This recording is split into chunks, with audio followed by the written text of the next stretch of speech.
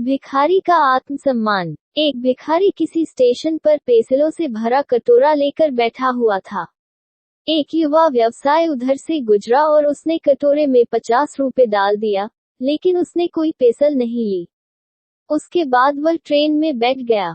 डिब्बे का दरवाजा बंद होने ही वाला था कि अधिकारी एकाएक ट्रेन से उतरकर भिखारी के पास लौटा और कुछ पेसल उठाकर बोला, मैं कुछ पेसल लूंगा।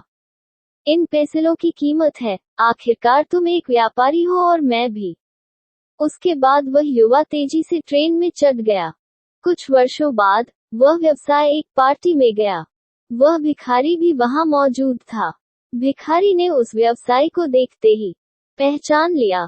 वह उसके पास जाकर बोला, आप शायद मुझे नहीं पहचान रहे हैं, लेकिन मैं आपको पहचानता हूँ। उसके बाद उसने उसके साथ घटी उस घटना का जिक्र किया। व्यवसायी ने कहा, तुम्हारी याद दिलाने पर मुझे याद आ रहा है कि तुम भीख मांग रहे थे, लेकिन तुम यहाँ सूट और टाई में क्या कर रहे हो?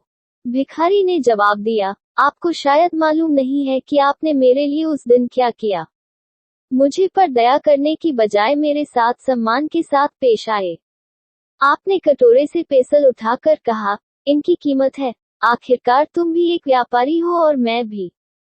आपके जाने के बाद मैंने बहुत सोचा, मैं यहाँ क्या कर रहा हूँ? मैं भीख क्यों मांग रहा हूँ? मैंने अपनी जिंदगी को संवारने के लिए कुछ अच्छा काम करने का फैसला लिया। मैंने अपना थैला उठाया और घूम घूम कर पेंसिल बेचने लगा। फिर धीरे धीरे मेरा व्यापार बढ़ता गया। मैं कॉपी, किताब एवं अन्य चीजें भी बेचने लगा और आज पूरे शहर में मैं इन चीजों का सबसे बड़ा थोक विक्रेता हूँ।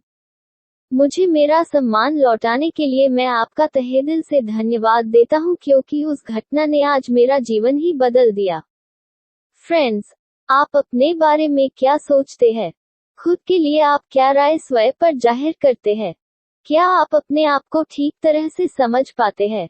इन सारी चीजों को ही हम इनडायरेक्ट रूप से आत्मसम्मान कहते हैं। दूसरे लोग हमारे बारे में क्या सोचते हैं, ये बातें उतनी मायने नहीं रखती, या कहे तो कुछ भी मायने नहीं रखती, लेकिन आप अपने बारे में क्या राय जाहिर करते हैं, क्या सोचते हैं, ये बात बहुत ही ज्यादा मायने रखती है। लेकिन एक बात तय है कि हम अपने बारे में जो भी सोचते हैं, उसका एहसास जाने अनजाने में दूसरों को भी करा ही देते हैं, और इसमें कोई भी शक नहीं कि इसी कारण की वजह से दूसरे लोग भी हमारे साथ उसी ढंग से पेश आते हैं। याद रखें कि आत्मसम्मान की वजह से ही हमारे अंदर प्रेरणा पैदा होती है, या कहे तो हम आत्मप्रेरित होते हैं। इसलिए आवश्यक है कि हम अपने बारे में एक श्रेष्ठ राय बनाएं और आत्मसम्मान से पूर्ण जीवन जिएं। अगर आपको वीडियो अच्छा लगा तो सब्सक्राइब करें और शेयर करें एजुकेशन स्टोरी।